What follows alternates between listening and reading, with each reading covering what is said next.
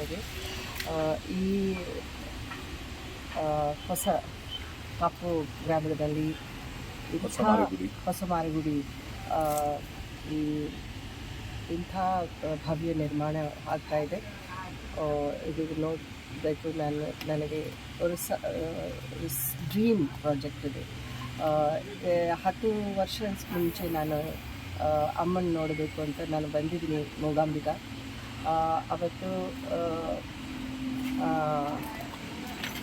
ಹರೀಶಣ್ಣ, Vasudeva Shetty sir, ಎಲ್ಲ ನಾವು Amar Singh sir ಜೊತೆ ನಾವು ಬಂದಿದ್ದೀವಿ. ಇವತ್ತು 10 ವರ್ಷದ ಮೇಲೆ ನಾನು ಈ ಮಂದಿರದಲ್ಲಿ, ಈ ದೇವಸ್ಥಾನದಲ್ಲಿ ಅಮ್ಮನ ನಾನು ದರ್ಶನ ಮಾಡಿಕೊಂಡು ನನಗೆ ತುಂಬ ಸಂತೋಷವಾಗಿದೆ. ಈ ಶಿಲಾ ಸೇವಾ ನಡ್ತಾ ಇದೆ.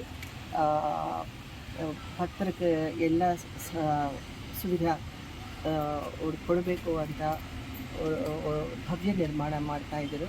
ಅದಕ್ಕೆ ನಾನು ಧನ್ಯವಾದಗಳು ನಾನು ಹೇಳ್ತೀನಿ.